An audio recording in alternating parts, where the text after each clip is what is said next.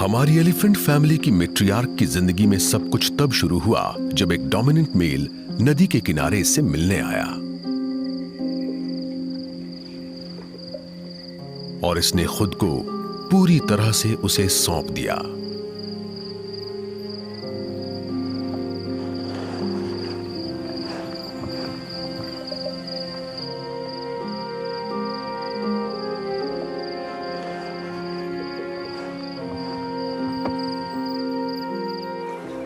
बाईस महीने बाद कालाहारी के टेम्पररी स्वॉम्प्स के बीच इसका बेबी एलिफेंट पैदा हुआ। वो मेल था, इस फैमिली का सबसे छोटा मेंबर।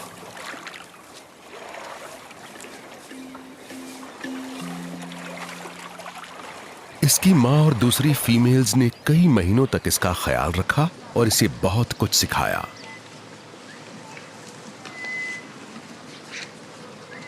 खेल खेल में इसने बहुत कुछ सीखा और जाना कि 3 बहनों में इसकी पोजीशन क्या है।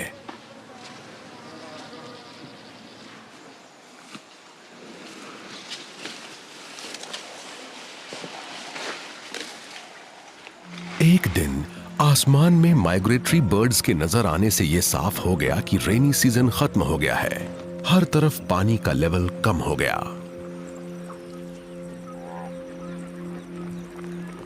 बोटेटी रिवर का ये स्वर्ग हर साल की तरह नर्क में बदल गया।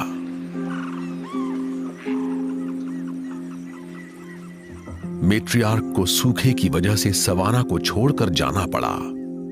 एक लंबा और मुश्किल सफर शुरू हो चुका था। एक वाटर होल के बाद दूसरे वाटर होल तक का यह सफर इन्हें 450 किलोमीटर दूर ले जाएगा। 4 महीनों तक ये उस पुराने रास्ते पर चलते रहे जो मैट्रियार्क की मेमोरी में छपा हुआ है।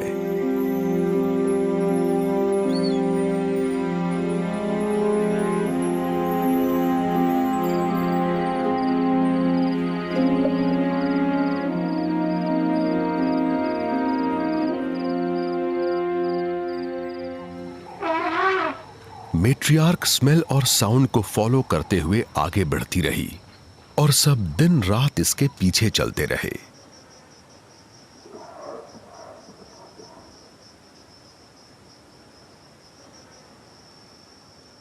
आखिरकार ये फैमिली एक वाटर होल पर पहुंची। इसी के साथ बेबी एलिफेंट के सफर का पहला फेज पूरा हुआ। अपनी सिस्टर्स से प्रोटेक्टेड इस बेबी ने मड बाथ के एंसेस्ट्रल आर्ट के बारे में जाना। रात के अंधेरे में एलिफेंट्स एक अनहोनी को होने से नहीं रोक पाए और अपनी एक साथी को खो दिया।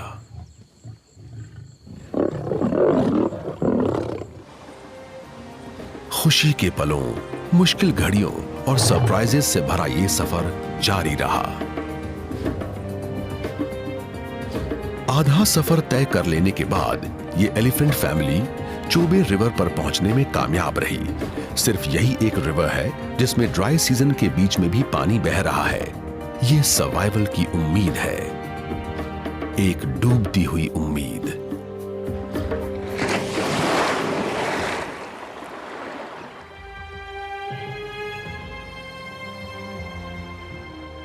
रात भर नींद न आने के बाद भी एलिफेंट्स एक बार फिर चल पड़े हैं। आगे एक और रुकावट आने वाली है। ये एक बार फिर एक फ्लडेड एरिया में पहुंचे हैं जहां इन्हें नदी के सबसे गहरे हिस्से को तैर कर पार करना होगा।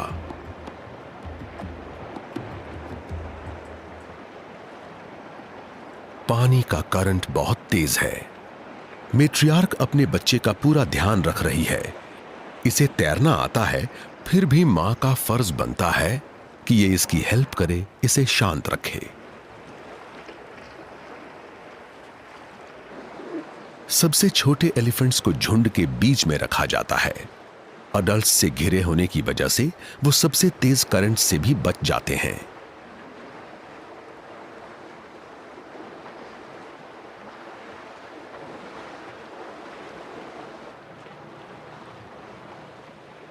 बेबीज वाली सारी मदर्स इकट्ठी होकर एक दूसरे की हेल्प करती हैं। हमारे बेबी एलिफेंट ने अपनी बड़ी बहन की मदद से नदी को बहुत बहादुरी से क्रॉस किया है। वो हर कदम पर इसके साथ रही है। आखिरकार पूरा झुंड किनारे पर पहुंच गया है। हालांकि इन्हें पानी और जमीन की इस भूल भुलैया से निकलने में पूरा दिन लग गया है। ये दोनों जवानी के हसीन पलों को एंजॉय करने के लिए वहीं रुक गए हैं।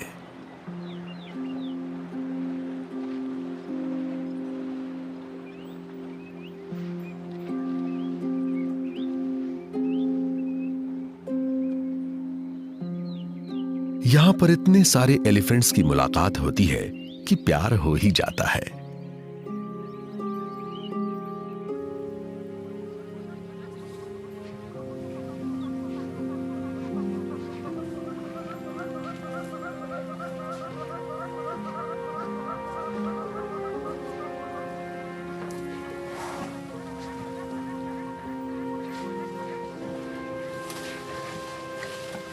ये यंग फीमेल इमोशंस से भरी हुई है। इसके कानों और आंखों के बीच टेम्पल्स पर मौजूद ग्लैंड्स में से आंसुओं जैसा एक लिक्विड निकलता है।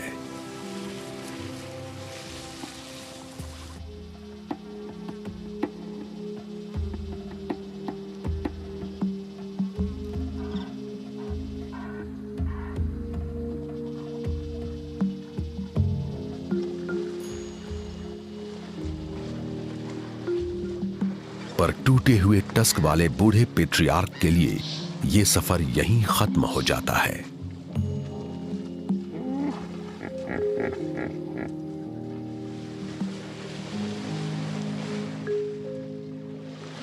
ये उस एज में पहुंच चुका है कि अब इसके लिए पानी में पाए जाने वाले नर्म पौधों के अलावा कुछ भी खा पाना इम्पॉसिबल हो गया है। कुछ हफ्तों बाद जब पानी खत्म हो जाएगा, ये कमजोर और थका हुआ एलिफेंट घास में लेट जाएगा। धीरे धीरे ये मड के नीचे दफन हो जाएगा। वो इसकी आखिरी मड बात होगी। इन स्वॉम्प्स में इतने सारे एलिफेंट्स मर चुके हैं कि जब 19th सेंचुरी के ट्रैवलर्स को यहां पर आइवरी के ढेर मिले तो उन्होंने एलिफेंट्स की उस कहानी पर विश्वास कर लिया जिसके मुताबिक एलिफेंट्स का एक कब्रिस्तान है जहां वो मरने के लिए जाते हैं।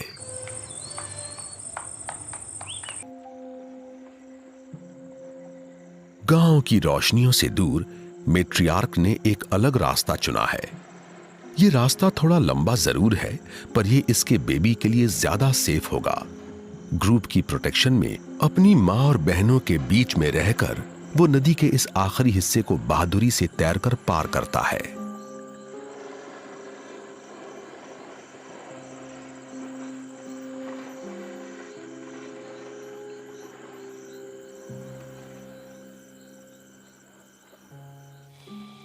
नदी पार करने के बाद बुरी तरह थक कर भी ये आगे बढ़ रहा है। जल्दी ही इसका सामना एक ऐसे अजीब क्रीचर से होने वाला है जो प्री हिस्टोरिक टाइम का लगता है, स्केली एंटी।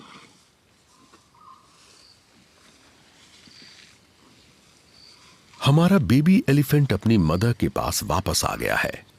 ये बहुत हिम्मत दिखाते हुए सबके साथ आगे बढ़ रहा है। सिर्फ चांद और तारों की रोशनी में हम पहली बार देख पा रहे हैं कि इन जानवरों में कितना स्टैमिना होता है जो लगभग कभी नहीं सोते। साल के इस महीने में घास में ज्यादा न्यूट्रिएंट्स नहीं होते, इसलिए हर रोज मेट्रियार्क के 20 घंटे सिर्फ खाने में निकल जाते हैं। ऐसे बेरहम मौसम में वक्त की ये बर्बादी बहुत महंगी पड़ सकती है।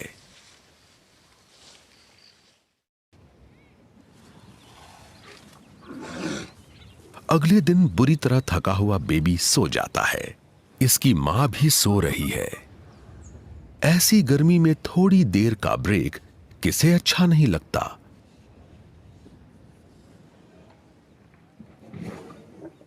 इतने सालों के एक्सपीरियंस के बाद अडल्ट्स ने खड़े रहकर सोना सीख लिया है, जबकि बच्चों को सोने के लिए लेटना पड़ता है।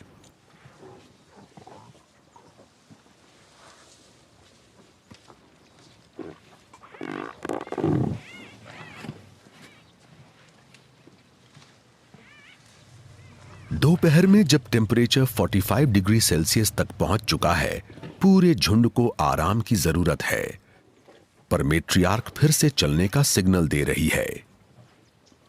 बेबी एलिफेंट की बहन उसे अपने पैर और सूंड से हिलाकर जगाने की कोशिश करती है। यह अब भी नींद में है और इसे भूख लगी है। मैट्रियार्क आगे बढ़ना चाहती है, पर इसे पता है कि उससे पहले इसे अपने बेबी को फीड करना होगा।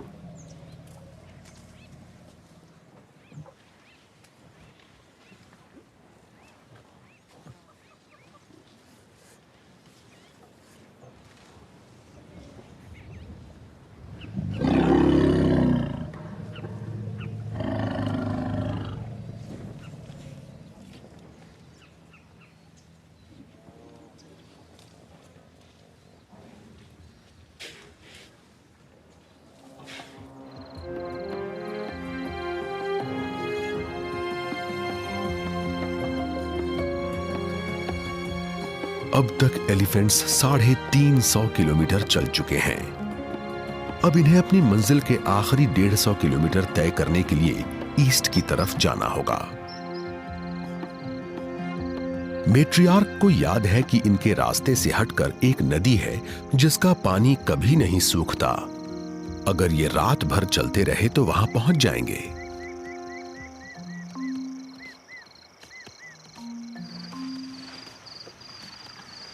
आज बेबी एलिफेंट को पहली बार अपनी उम्र के साथी के साथ खेलने का मौका मिला है।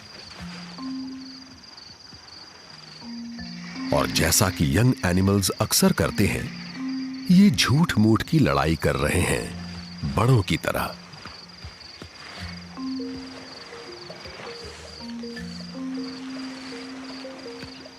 एलिफेंट्स का सोशल स्ट्रक्चर बहुत कॉम्प्लेक्स होता है। ये मड बाथ्स दूर के रिश्तेदारों से मिलने के लिए बहुत अच्छी जगह होती है। एलिफेंट्स अपने कजिन्स के साथ कई घंटे कीचड़ में नहाने का मजा लेते हैं।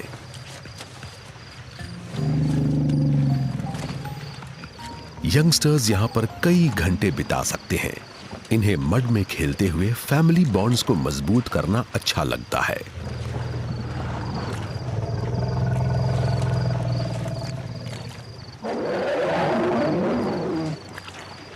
पर मैट्रियार्क की नजर हमेशा टाइम पर रहती है। ये सबको एक बार फिर से चलने का सिग्नल देती है।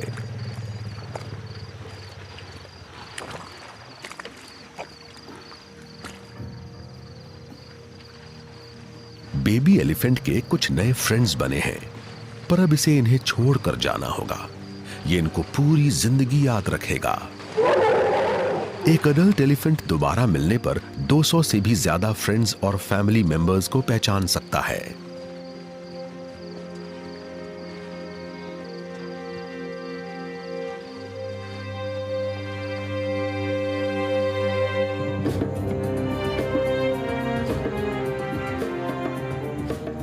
सूरज के निकलने के साथ ही दूर हराइजन पर कुछ जंगल दिखने लगे हैं। वो बहुत बड़े हैं और हरे भरे हैं।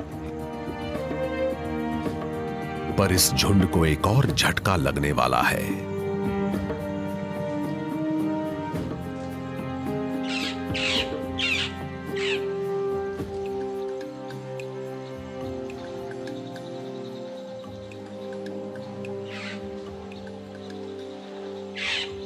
जिस वक्त मैट्रियार्क और इसकी फैमिली जंगल में दाखिल हो रहे हैं, इन्हें सिर्फ बर्ड्स की आवाजें सुनाई दे रही हैं।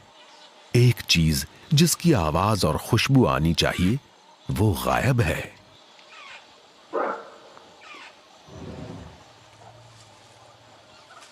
वो नदी सूख चुकी है।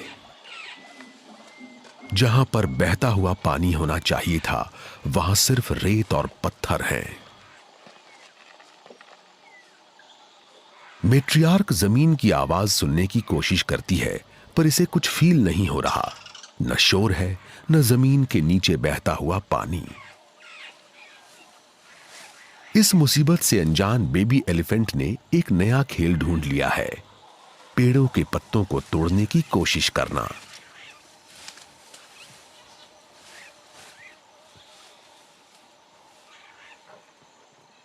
जिस वक्त ये जंगल की तरफ बढ़ रहे थे, इसकी मां को अंदाजा हो गया था कि नदी सूख चुकी होगी, क्योंकि इस बार सूखा जल्दी आ गया है। कुछ और आगे चलने पर मेट्रियार्क को कुछ और एलिफेंट्स के ट्रैक्स नजर आए हैं। वो यहां से पहले ही जा चुके हैं और अपने पीछे कुछ होल्स छोड़ गए हैं जिनमें एक बूंद भी पानी नहीं है। पर इसकी सेंस ऑफ स्मेल इसे कभी निराश नहीं करती। यहां पर रेत के नीचे पानी है।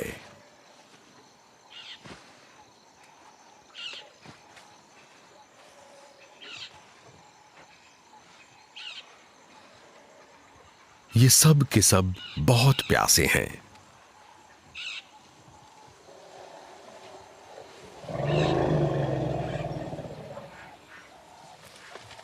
मेट्रियार्क और गहराई तक खोदने की कोशिश करती है। जल्दी ही इसके बच्चे अपनी अपनी बारी के हिसाब से पानी पिएंगे। सबसे छोटा सबसे पहले।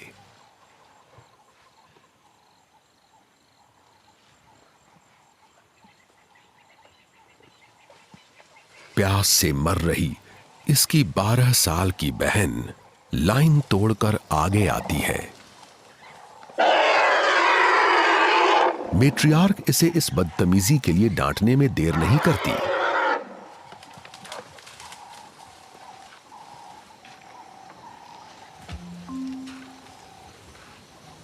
आज की ये सीख उसे जिंदगी भर याद रहेगी।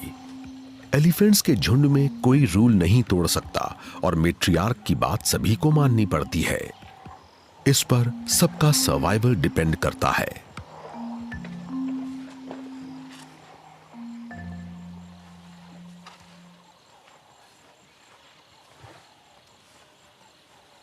बेबी एलिफेंट इतना ऊंचा हो गया है कि जल्दी ही ये अपनी मां की बेली के नीचे फिट नहीं होगा। पर इससे कोई फर्क नहीं पड़ेगा, क्योंकि फिलहाल दूध पूरी तरह सूख चुका है।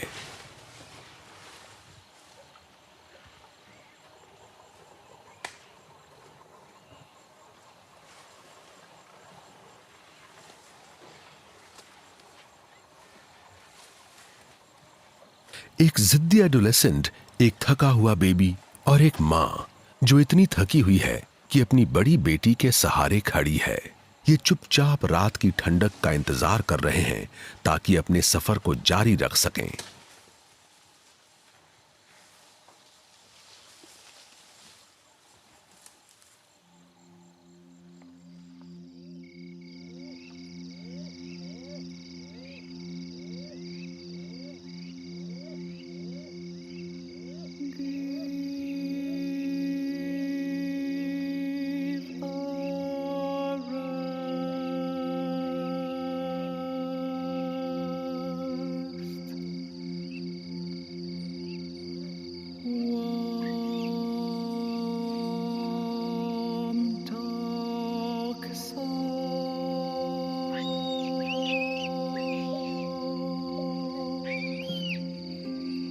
रात के अंधेरे में मेट्रियार्क पानी की खुशबू को फॉलो करती हुई अपने झुंड को और आगे ले जा रही है। ये वही जगह है जहां पर 2 साल पहले इसने अपने बेबी को कंसीव किया था।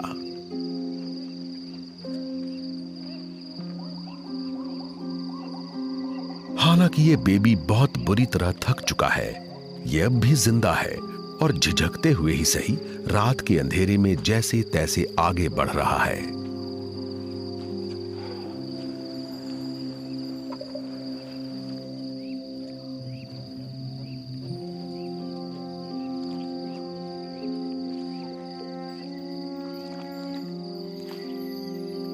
रास्ता बहुत खराब है, पर यहां पर पानी है, वो भी बिल्कुल साफ।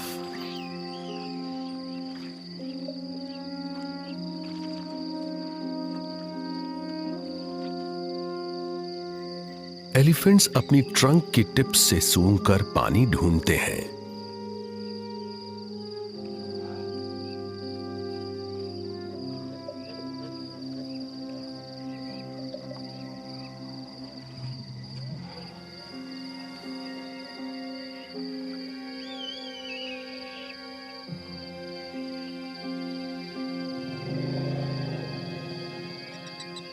नदी की तलाश में पेट्रियार्क भी यहां पहुंच चुका है। वैसे तो ये अपने लिए एक मेटिंग पार्टनर ढूंढ रहा है, लेकिन इसके आसपास होने से मेट्रियार्क और उसके बच्चे शिकारियों से सेफ फील कर सकते हैं।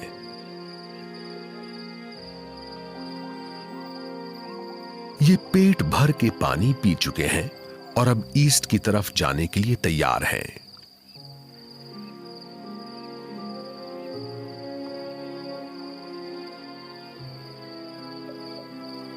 क्या इस पेट्रियार्क को पता चला कि इसका बेटा अभी इसके पास से ही गुजरा है? इससे कोई फर्क नहीं पड़ता, इनके रास्ते अलग हैं। इसे बड़े होने तक अपनी मां के पास ही रहना है, उसी के साथ चलना है।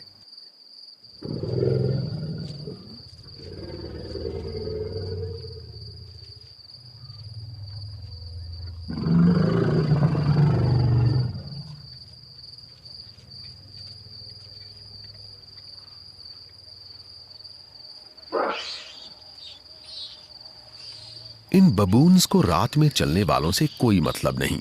ये शिकारियों से बचने के लिए पेड़ों के ऊपर रहते हैं। ये डरपोक होते हैं, अंधेरे तक से डरते हैं और ऐसी आवाजें निकालकर एक दूसरे का हौसला बढ़ाते हैं।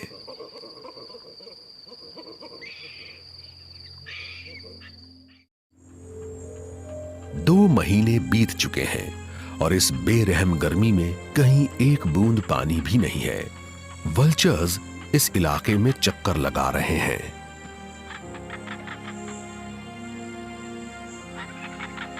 इस मैरबू को कुछ दिखाई दिया है, पर वल्चर कहीं ज्यादा फुर्तीले हैं और सीधे लाश के ऊपर बैठते हैं। ये एक एलिफेंट है जो अपने झुंड से अलग हुआ और फिर थकावट की वजह से मर गया। ऐसे वीराने में जंगल में अकेले चलना बहुत महंगा पड़ सकता है। ड्राई सीजन के दौरान बिग गैट्स, चाहे वो ऐसे प्यारे छोटे कब्स हों या ताकतवर और खूंखार अडल्ट्स हों, सवाना में इन्हीं का राज चलता है। हमारा बेबी एलिफेंट अब भी जिंदा है।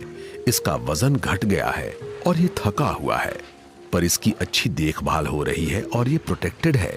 इसे भी पानी की खुशबू आ गई है। ये अकेला नहीं है, यहां कई फैमिलीज पहुंच रही हैं और पानी को देखकर खुद को दौड़ने से रोक नहीं पा रही। ये सब अपनी प्यास बुझाना चाहते हैं, लेकिन ये बहुत खतरनाक हो सकता है। छोटा बेबी अपने झुंड के पीछे या खास तौर पर अपनी मां और दो बहनों के पीछे चल रहा है। ये इस बात को अच्छी तरह समझ चुका है कि अगर यहां पर जिंदा रहना है तो साथ में रहना होगा।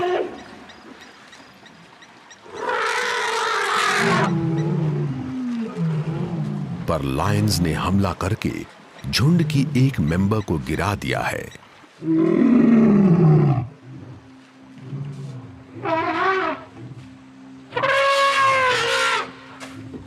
डरी हुई एक बहन पास जाने की कोशिश करती है, पर फिर रुक जाती है। वो दम तोड़ रही एलिफेंट इसकी बड़ी बहन है।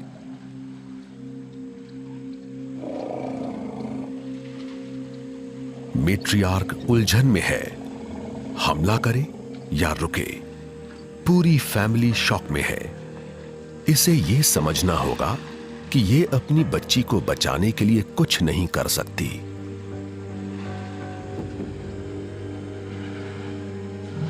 ये अपनी फैमिली को सेफ जगह पर ले जाती है।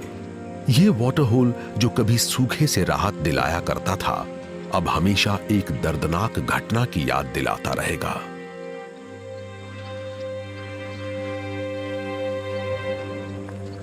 लायंस इस लाश को कई दिन खाते रहेंगे। साल के इन महीनों में ये सच में सवाना के किंग्स होते हैं। अब इस गर्मी को सहना मुश्किल हो रहा है, पर यह मैट्रियार्क फिर भी पहले से बहुत धीरे से ही आगे बढ़ रही है। सूखे ने पूरे जंगल की सारी लकड़ी को सुखा दिया है। कुछ बबून्स के अलावा, जिन्हें एलिफेंट से कोई मतलब नहीं, कहीं कोई मूवमेंट नहीं है। बेबी एलिफेंट और इसकी सिस्टर अपनी मदर के बिल्कुल साथ चल रहे हैं। ये अपनी सबसे बड़ी बेटी की मौत से घबराई हुई है, पर इसे फिर भी इस थकाने और कभी न खत्म होने वाले सफर को जारी रखना होगा। बेबी एलिफेंट को नहीं पता कि इनकी मंजिल क्या है, पर इसकी मां अच्छी तरह जानती है कि इन्हें कहां पहुंचना है। इसे मालूम है कि आगे ईस्ट में इतने भयानक सूखे के बावजूद अब भी बहुत सारे वाटर होल्स हैं।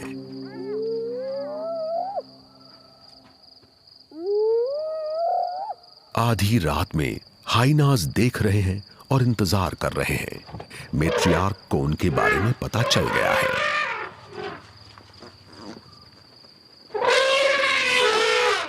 जल्दी ही इसका बाकी का क्लैन इसे ज्वाइन करेगा। ये वाटर होल के पास इकट्ठा हो रहे हैं और मैट्रियार्क ने सोच लिया है कि आज ये हाइनास की एक नहीं चलने देगी।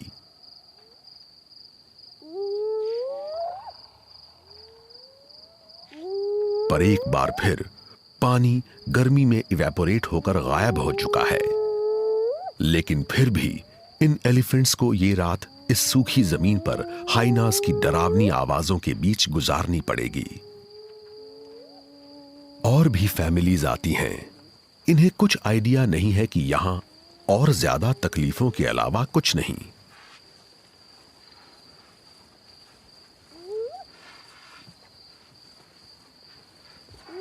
नई फैमिलीज के आने की वजह से मैट्रियार्क अपनी फैमिली के साथ आगे बढ़ने का फैसला करती है।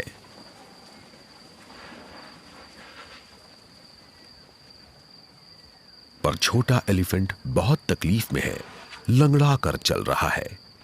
इसकी फैमिली इसका ध्यान रख रही है और जहां तक हो सके इसका हौसला बढ़ा रही है।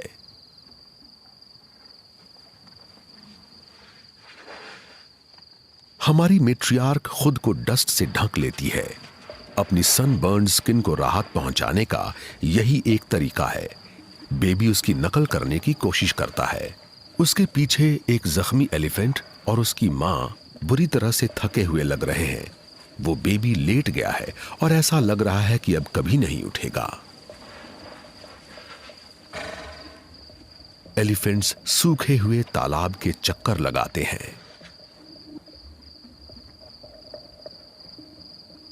उनके बीच ये छोटी फीमेल है, बिल्कुल अकेली। लगता है ये गुम हो गई है, पर इसका इरादा साफ नजर आ रहा है। ये अनाथ है और चाहती है कि कोई इसे गोद ले ले।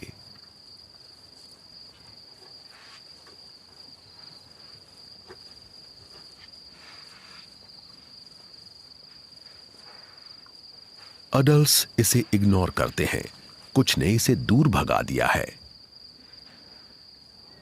हमारा बेबी एलिफेंट खेलने के इरादे से उसके पास जाता है, पर इस बेचारी अनाथ में खेलने के लिए ताकत नहीं बची। ये पागलों की तरह एक नई मां ढूंढ रही है जो इसका ख्याल रखेगी। तकलीफ की कोई खुशबू तो होती होगी जिसे शिकारी आसानी से सूंघ लेते हैं।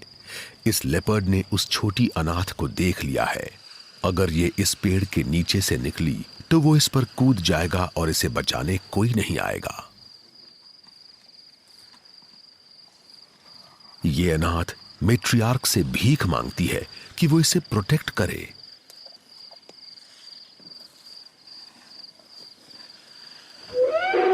पर ये मां बहुत थक चुकी है।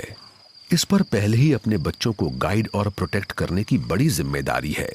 ये मना करने लगती है।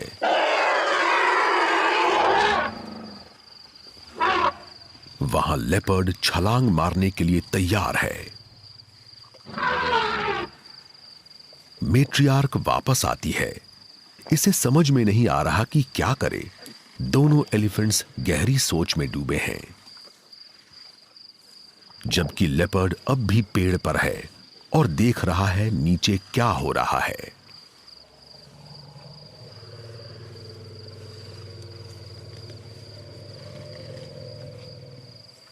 कोई भी अच्छी मां एक अनाथ को ठुकराकर उसे मौत के मुंह में नहीं धकेल सकती, पर इसे गोद लेने से इसके अपने बच्चों की जान खतरे में पड़ सकती है। मैट्रियार्क एक बार फिर चल पड़ती है, पर इरादे की पक्की वो छोटी फीमेल उसके पीछे चलने लगती है। मैट्रियार्क ने अपनी स्पीड कम कर दी है ताकि अनाथ बेबी उसके साथ चल सके।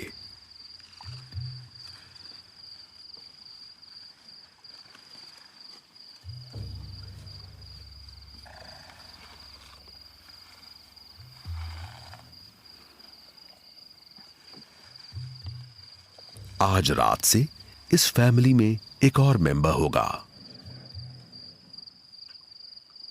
अब इस लेपर्ड को अपनी किस्मत कहीं और आजमानी होगी या फिर खाली पेट सोना पड़ेगा। ड्राई सीजन अपनी पीक पर है और वो सिर्फ रात का वक्त ही है जो एलिफेंट्स को दिन की तेज गर्मी से बचाता है।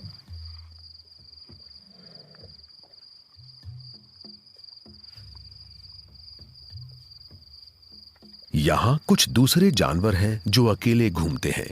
इन्होंने अपने सीक्रेट होल्स से निकलने से पहले झुंड के आगे जाने का इंतजार किया है।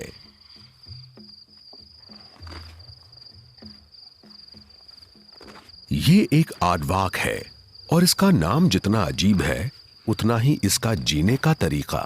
ये अपने तेज पंजों और लंबी चिपचिपी जीभ से टर्माइट्स को बाहर निकालता है। इसे सिर्फ तारों की रोशनी में दिखाई देता है और इसकी सेंस ऑफ स्मेल इतनी अच्छी है कि ये अपने शिकार को कई 100 मीटर दूर से डिटेक्ट कर लेता है। माना जाता है कि ये एक ही रात में 50,000 से ज्यादा इंसेक्ट्स को खा सकता है।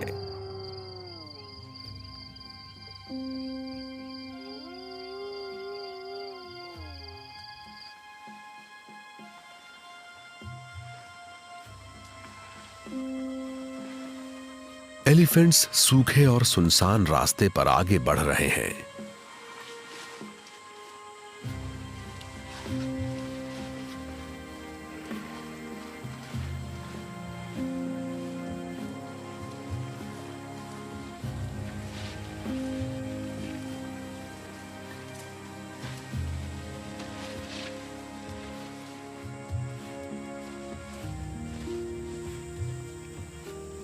इन्हें रात होने तक पानी मिलना चाहिए। अगर नहीं मिला तो इनका सफर यहीं खत्म हो जाएगा।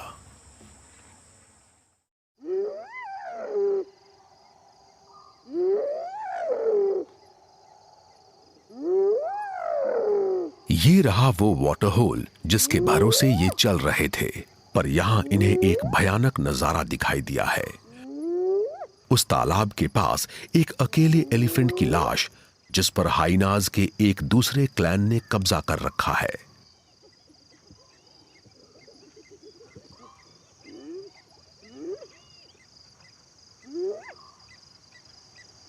जब हमारी मेट्रियार्क और उसकी फैमिली यहां पहुंची तो अपने स्ट्रॉन्ग सर्वाइवल इंस्टिंक्ट्स की वजह से इसने पहले तालाब का चक्कर लगाया और उसके बाद फैसला किया कि आगे बढ़ना ठीक रहेगा या नहीं।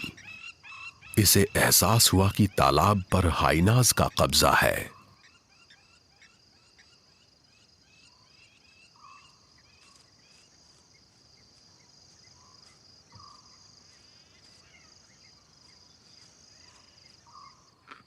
इस गर्मी में सूख चुकी लाश में खाने के लिए कुछ नहीं बचा, पर फिर भी हाइनाज उसके इर्द गिर्द खड़े हैं, मानो अपनी हंटिंग ट्रॉफी पर पहरा दे रहे हों।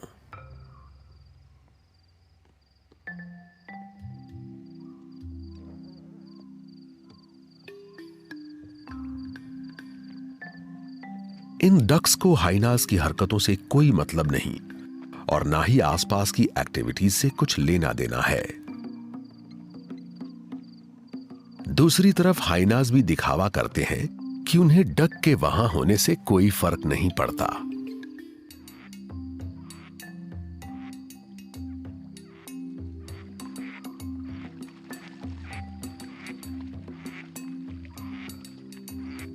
कोशिश किए बिना पता नहीं चलता, पर यह डक इतनी फुर्तीली है कि इसे बेवकूफ बनाना इस हाइना के बस की बात नहीं है।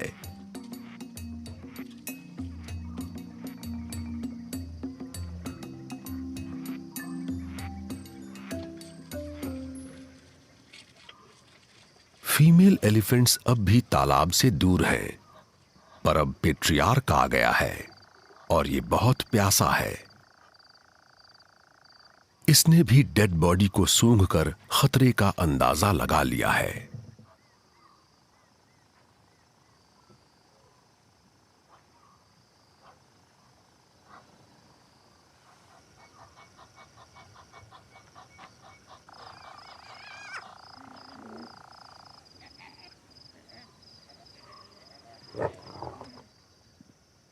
आगे बढ़ते हुए ये अपने पैरों और सूंड से सिचुएशन को चेक करता है।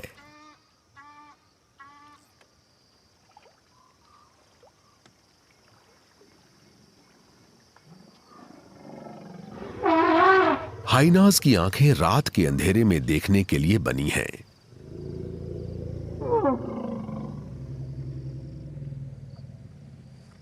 ताकतवर होने के बावजूद पेट्रियार्क हमला नहीं करेगा और हाइनाज हार नहीं मानेंगे।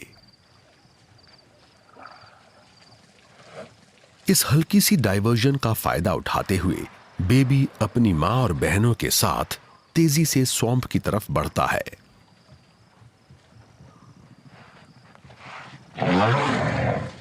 पर इस पानी में एक एलिफेंट का खून घुल चुका है, इसलिए यह पीने लायक नहीं है। फ्रस्ट्रेट हो चुकी मैट्रियार्क गुस्से में शोर मचाती है। इसमें कोई शक नहीं कि इस खास इलाके के मास्टर्स हाइनाज हैं।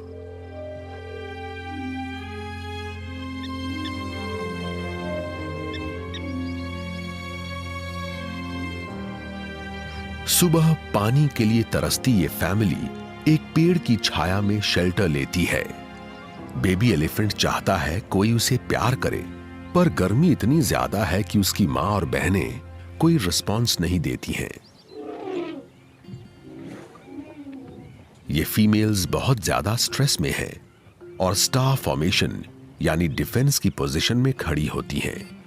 बेबी बड़े एलिफेंट्स के पैरों के बीच सोने की कोशिश करता है।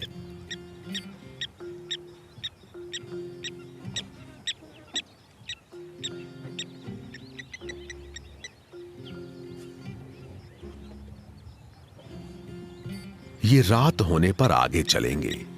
तब तक जो भी एनर्जी रह गई है उसे सोकर बचाने की कोशिश कर रहे हैं।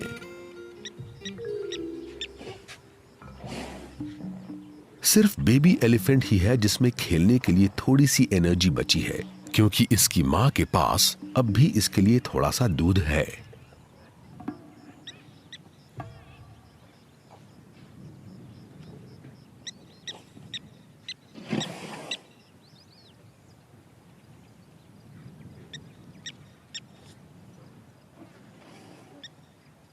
पर आज हवा में कुछ है, एक हल्की सी आवाज जो बहुत दूर से आ रही है। मैट्रियार्क इसे पहचानती है।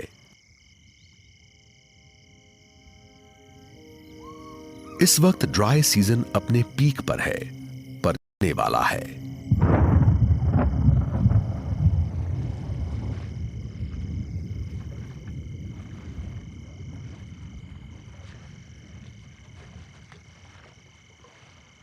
झुंड के बीच में चल रहे बेबी एलिफेंट को नहीं पता है कि यह क्या हो रहा है, पर मैट्रियार्क अच्छी तरह जानती है।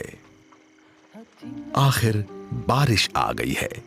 यह खबर जल्दी ही पूरे सवाना में फैल जाती है। अब एक बार फिर यहां साफ और ताजा पानी है। सभी फैमिलीज पहुंच चुकी हैं। अपने झुंड से घिरा बेबी जी भर के और पेट भर के पीता है।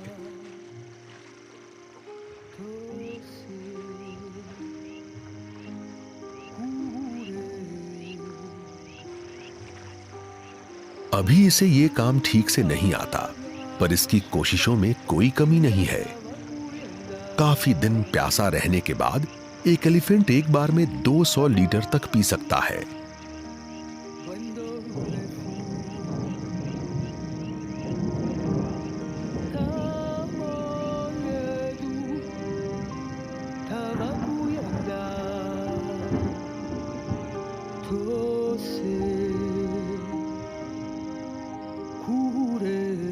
अपनी सूंड को ऊपर उठाना इस बात का साइन है कि ये कुछ सूंघ रही है।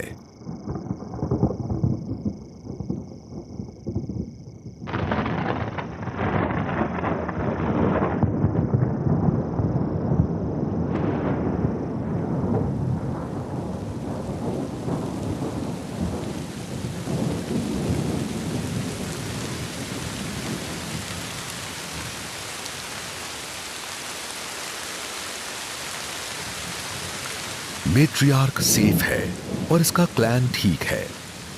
एक बार फिर इसकी याददाश्त और पक्के इरादे की जीत हुई है।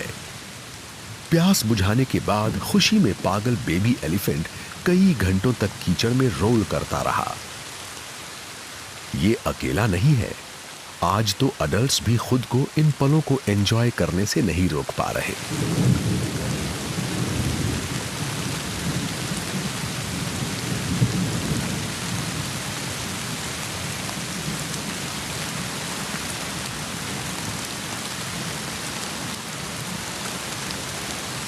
मैट्रियार्क को अपने इस बच्चे पर नाज है। ये इस फैमिली का सबसे छोटा मेंबर है और इसने दिखा दिया है कि ये बहादुर है।